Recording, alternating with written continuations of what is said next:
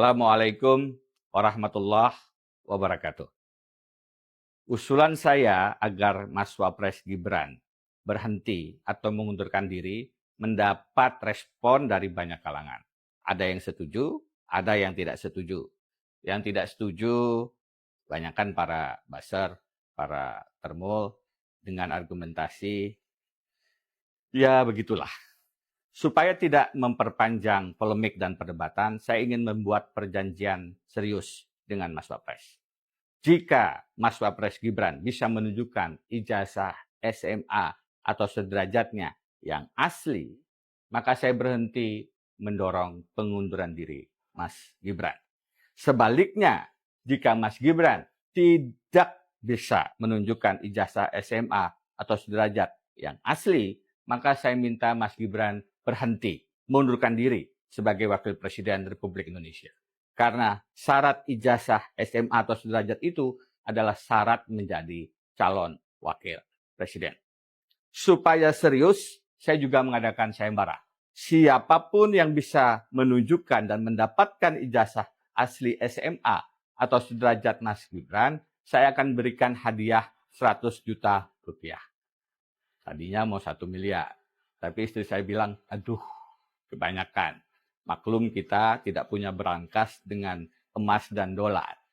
Jadi 100 juta kepada siapapun yang bisa menunjukkan ijazah SMA atau sederajat Mas Wapres. Mas Wapres pernah kok menunjukkan ijazah S1-nya waktu wali kota. Saat itu dengan terbuka mengundang para wartawan. Saya tunggu hal yang sama Mas Wapres. Dalam hal menunjukkan ijazah ini, Mas Wapres lebih bisa diteladani dibandingkan Pak Jokowi. Saya Denny Indrayana. Assalamualaikum warahmatullahi wabarakatuh. Oke sobat semuanya, coba kita bacakan ya. Londo ireng di Republik Anti Kritik, Denny Indrayana, advokat Indonesia dan Australia. Bapak Presiden Prabowo, selamat minggu pagi. Dia minggu pagi yang lalu ya. Izinkan saya bersurat lagi seperti biasa, apa adanya saja. Ada 2 kegemaran Bapak yang belakangan membuat saya deg-degan. Pertama, sering berpergian ke luar negeri. Kedua, berpidato berjam-jam di dalam negeri, terutama ketika sudah meninggalkan teks resmi. Setiap Bapak mulai berimprovisasi, saya membayangkan para staf menahan napas. Mereka mungkin tersenyum di barisan depan, tetapi jantungnya berlari kemana-mana. Takut ada lagi kalimat yang melompat dari podium lalu menjadi berita sebelum pidatonya selesai. Yang gembira tentu wartawan dan warganet. Ada bahan baru, ada potongan video baru, ada lagi yang membuat kita tertawa. Sayangnya belum tentu membuat kita bangga. Dino Patijalal pernah meminta Bapak mengurangi kunjungan ke luar negeri. Saya punya permintaan lain. Kurangilah pidato panjang di dalam negeri. Jangan tertipu tepuk tangan relawan yang meminta Bapak terus bicara. Bisa jadi mulut mereka berteriak lanjutkan, tapi hati kecilnya berbisik lirih, berhenti Pak. Indonesia memerlukan presiden yang gesit, beraksi, bukan terlalu lama berorasi. Lalu tibalah pidato puncak hari lahir ke-28 PKB. Dari podium Bapak berkata, londo-londo ireng ini sampai sekarang masih ada. Hanya dia sekarang pakai baju lain kan? Wartawan, jurnalis, pengamat, LSM. Kalimat itu pendek, gemanya panjang. Bukan kali pertama kelompok kritis kepada kekuasaan diberi cap pengkhianat, antek asing, tidak nasionalis. Sekarang ditambah satu istilah lama dari gudang kolonial, londo ireng. Saya percaya Bapak bukan orang munafik. Omon-omon tidak anti kritik, tetapi kata dan mata justru menghardik. Kalau saya menjadi Bapak, jabatan pertama yang saya angkat adalah staf khusus pembisik.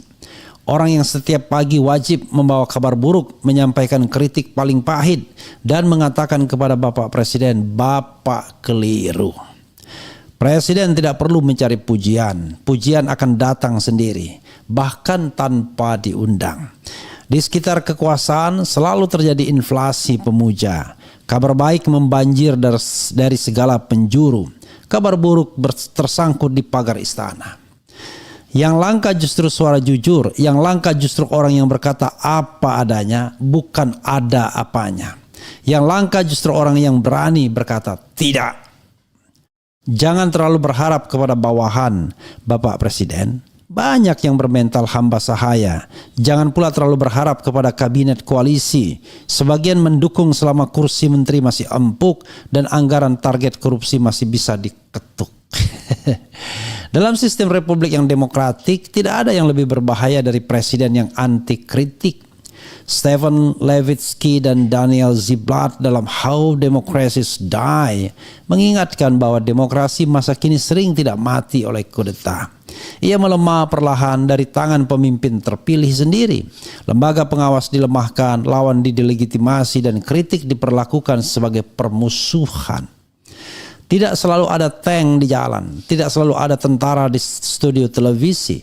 Kadang demokrasi mati sambil tepuk tangan ketika semua partai masuk koalisi dan semua suara berbeda dianggap pengkhianatan. Paling berbahaya jika presiden tidak mempunyai oposisi yang nyaring mengawasi. Tidak ada kelompok kritis yang mengingatkan. Ingat, tidak ada presiden yang sempurna. Presiden juga manusia. Presiden pasti pernah salah. Ya. Karena itu, kritik kepada penguasa bukan gangguan demokrasi. Kritik adalah syarat demokrasi. Republik tanpa kritik mudah tergelincir menjadi pemuja kepada orang, bukan kesetiaan kepada konstitusi. Timothy Snyder dalam On Tyranny menulis tentang bahaya kepatuhan yang diberikan terlalu dini kepada penguasa. Ketika orang-orang dahulu menunduk sebelum diperintah, kekuasaan memperoleh ruang yang bahkan tidak pernah dimintanya. Disitulah demokrasi mulai kehilangan tulang belakang. Tanpa oposisi parlemen yang nyaring, kebijakan lebih rentan diselewengkan. Rumus klasik Robert Klitgaard dalam Controlling Corruption sederhana. Corruption sama dengan monopoli plus discretions minus accountability. Korupsi tumbuh ketika kekuasaan dimonopoli, diskresi membesar, dan pertanggungjawaban mengecil. Sekarang arah negara seperti berjalan dengan rem pengawasan yang blong. Lembaga-lembaga negara cenderung dikooptasi. Hampir semua partai merapat ke koalisi. PDI Perjuangan pun tidak terdengar nyaring sebagai oposisi. Entah takut kasus lama korupsi rentan dibuka lagi, entah khawatir jauh dari pundi-pundi. Ketika kontrol formal dimandulkan karena semua diajak masuk ke dalam koalisi, pengawasan dari luar menjadi semakin terpenting. Disitulah peran masyarakat sipil, LSM, media, akademisi, mahasiswa, dan kelompok masyarakat madani lainnya. Mereka bersuara bukan tanpa risiko. Kekuasaan biasanya mempunyai 3 cara untuk melumpuhkan kritik. Dibeli, dikriminalisasi, lalu jika 2 cara itu gagal, dihabisi. Nauzubillah ya. Pertama, dibeli. Tidak selalu dengan koper dolar atau janji emas dari brankas entah di rumah siapa. Kekuasaan punya cara yang lebih rapi. Kursi menteri, komisaris BUMN, duta besar, proyek konsesi, atau minimal anggaran buzzer untuk memuja pemerintah. Kritik yang sudah dibeli tidak lagi menggigit, ia hanya menggonggong sesuai pesanan. Kedua, dikriminalisasi. Jika tidak bisa dibeli, kesalahan dapat disulap menjadi kejahatan. Pelanggaran administrasi simsalabim berubah menjadi korupsi. Penegakan hukum menjadi senjata untuk melumpuhkan lawan. Padahal kesalahannya mungkin hanya satu, terlalu berisik mengkritik. Hukum tidak lagi mencari keadilan, hukum menjadikan lawan sebagai sasaran. Ketiga, dihabisi. Inilah wajah kekuasaan yang paling pengecut. Ketika kritik aktivis dijawab dengan penculikan, ketika arsenik membungkam keberanian almarhum Munir, ketika air keras membutakan mata Novel Baswedan dan Andri Yunus.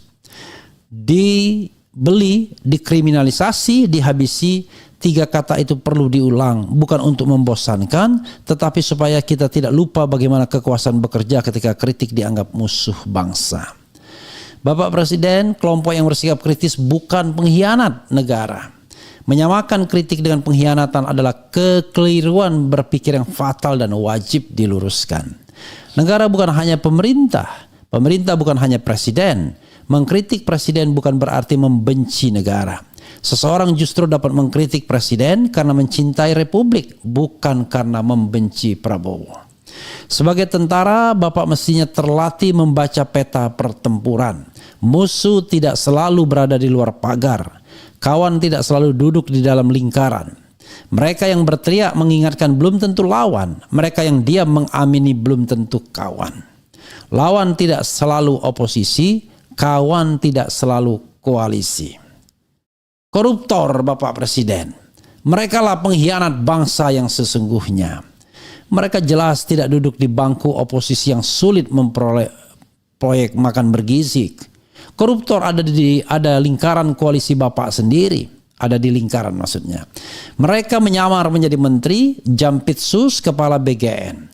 Mereka menjadikan kekuasaan sebagai bunker perlindungan. Bertopeng seolah alim menjadi pejabat, aparat penegak hukum, oligarki, haji, pencari proyek, bahkan pembisik sehari-hari. Yang pasti kritik adalah vitamin bagi kekuasaan. Dalam kondisi negara yang sedang sakit, dosisnya perlu ditambah, bukan dibeli, bukan dikriminalisasi, apalagi dihabisi, meskipun hanya sebatas kata-kata melalui podium orasi. Ingat Bapak Presiden, pemimpin yang senang dipuji tapi meradang dikritisi akan lebih rentan diberhentikan oleh rakyatnya. Pemilik republik yang sebenarnya. Kritik adalah cara rakyat mengingatkan presiden bahwa mandat hanyalah titipan. Titipan itu sementara. Kesabaran rakyat pun ada batasnya. Republik bukan hak milik presiden. Republik adalah milik rakyat. Jadi jangan panggil wartawan, pengamat, akademisi dan LSM sebagai londo ireng hanya karena mereka tidak ikut bertepuk tangan. Ingat, mereka adalah alarm pengingat agar Bapak Presiden tidak makin jauh tersesat. Sampai berjumpa dengan surat saya berikutnya. Ya, Sobat RH sekalian, itu dari Denny Indrayana ya. Saya ingin melihat apa komentar Sobat RH sekalian ya. Tapi kalau saya mau mengatakan kritik is kritik, begitu ya. Belum tentu benar kritik tersebut, tetapi kritik dibutuhkan sebagai sebuah vitamin atau barangkali juga obat pahit ketika dicicipi, tetapi menyembuhkan atau paling tidak memberikan kesadaran kepada kita. Jadi sahabat RS sekalian, mudah-mudahan ya ini didengarkan. Saya sendiri kadang-kadang merasa dilema ya mengkritik pemerintahan ini. Karena tadi banyak teman-teman yang sudah masuk dalam pemerintahan dan selalu mengatakan sudahlah, tidak usah mengkritik. Padahal kalau tidak ada orang yang mengkritik, maka pemerintahan tidak akan pernah aware dengan hal-hal yang barangkali kurang. Korupsi itu adalah sesuatu yang nyata, seperti yang dikatakan Denny Indrayana. Korupsi adalah sesuatu yang nyata. Jadi musuh kita adalah koruptor. And then koruptor itu tidak bersemayam di luar orbit pemerintahan. Dia justru berada di sekitar atau di seputar pemerintahan. Dan bukan tidak paham Presiden Prabowo siapa saja yang seharusnya dibidik atau diringkus dengan perkara korupsi besar. Tetapi masalahnya adalah ruwetnya koalisi kekuasaan membuat hal itu seperti benang kusut yang sulit diuraikan. Seperti as if ya. Padahal sesungguhnya bisa dilakukan bila ada ketegasan. Sobat sekalian ya, saya sering mengatakan bahwa pemilu kita itu adalah pemilu comberan. Penuh dengan kekotoran, penuh dengan kecurangan, money politics, penggunaan aparatus, kekuasaan, state facilities, state financial resources, dan lain sebagainya. Jadi menggunakan aparat, menggunakan uang negara, menggunakan fasilitas negara untuk curang. Tetapi saya berharap bahwa mereka yang terpilih itu ada unenlightened leader. Mereka yang terpilih itu adalah orang yang sadar betul karena muncul dari kecurangan, dari kecomberan, maka kemudian memiliki kesadaran yang meloncat agar kemudian hal ini tidak terjadi lagi. Nah, kita semua masih berharap Presiden Prabowo mampu menjadi an enlightened leader. Kadang-kadang kita kehabisan kata untuk mengatakan apa yang sesungguhnya. But don't worry about me, for example. Saya sudah from the beginning saya sudah mengatakan saya tidak tertarik untuk ikut dalam lingkaran kekuasaan, bukan karena kekuasaan itu tidak enak atau menghindari tanggung jawab, hanya ingin mengatakan kepada halayak bahwa ada loh orang yang mau menyampaikan kritik itu bukan karena dia ingin mendapatkan sesuatu, tetapi karena cinta Republik ini. Nah, cuma memang kadang-kadang salah diartikan sebagai sikap yang terlalu keras. Ya. Jadi kepada pemerintahan Prabowo, kita melembutkan hati dalam mengkritik. Karena kita masih berharap pemerintahan ini baru berjalan menjelang 2 tahun Oktober nanti. Dan kita berharap nanti setelah 2 tahun itu ada langkah-langkah keras dan tegas dari pemerintahan Presiden Jokowi untuk membersihkan petualang korupsi di sekitarnya atau di seputarnya.